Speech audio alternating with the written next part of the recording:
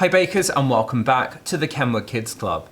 Yes, you're seeing my face today, and that's because I've got something really important that I want to talk to you about. This week is actually Food Waste Action Week, and it runs from the 6th until the 13th of March. Did you know that 4.5 million tonnes of food is thrown away every single year right here in the UK? Even more shockingly, 25% or a quarter of all that food is just from leftovers.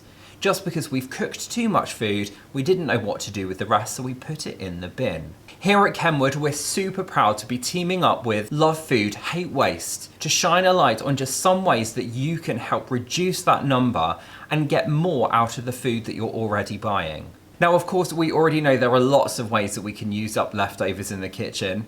For example, taking those bananas that have gone a little bit brown and turning them into a delicious banana bread, and we've got a recipe for that right here in the Kenwood Kids Club.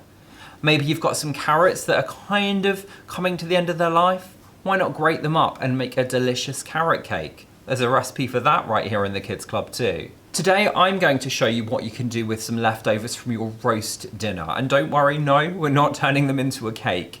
Instead, we're going to take on a very traditional British recipe. Now, chances are you might at least have heard of one of these before, even if you haven't tried it. But here in England, we have a very traditional recipe called Bubble and Squeak, which is a fantastic way to use up leftover roast dinner elements. Over in Ireland, they have something a little bit similar called Colcannon, and up in Scotland, they have something called Rumbledethumps, which between you and me, I think has the best name ever, Rumbledethumps. Now, Rumbledethumps is basically a combination of mashed potato, neeps, which is Swede, and then usually cabbage, but to be honest, any leftover vegetables you have in the house. Today in this video, I'm going to show you how to make a kind of version of Rumbledethumps, but just using whatever leftovers you've got at hand. And don't forget, as always, you'll find the full recipe down in the video description. And if you'd like to know more, you can head over to the Kenwood Kids Club website. That's linked in the video description too. But anyway, enough of me talking, let's get cooking. Now, to make my Rumbledethumps today, I have just got some typical leftovers from a roast dinner. I've got some mashed potato, I've got some carrot and swede mash, I've got some mixed green vegetables, and I've even got some cabbage. Although I must confess, this is creamed cabbage because what can I say, we're a little bit bougie. Now, all you need to do to turn these ingredients into a delicious, as I say, we're calling it Rumbledethumps, please don't come at me Scottish viewers. All you need to do is take a large bowl and add in the potato, the carrot and swede mash, the cabbage, and of course your mixed green vegetables if you're using them.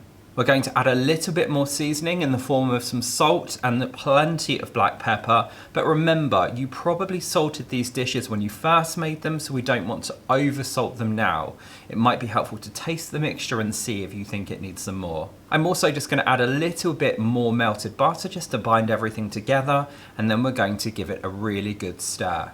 When you're mixing it, be careful not to absolutely pulverize it together because we still want to taste those different textures of potato and swede and vegetables. But when you're happy with how it's looking, we're going to transfer it into an oven-proof dish. Don't worry if it doesn't all quite fit because we can always eat the rest straight out of the bowl. Again, this has already been cooked, so it's already good to eat. Once you've transferred it into the oven-proof dish, we're just going to top it with a little bit of grated cheese. And I'm using red Leicester today because I think the colour will look really good against kind of all the yellow and beigey and green colours of the other ingredients.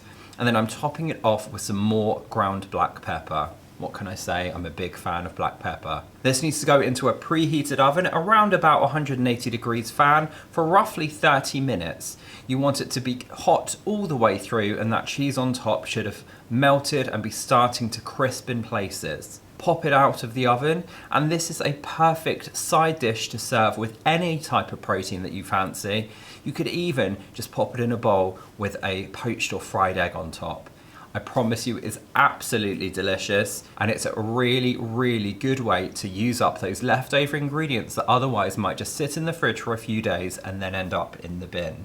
I do hope you'll give this recipe a go, and don't forget you'll find the ingredients and the full written method over at the Kenwood Kids Club website, which is linked in the video description. And don't forget, we'll be back at the same time next week with another video for you to cook or bake along with. But until then, as always, take care and happy baking.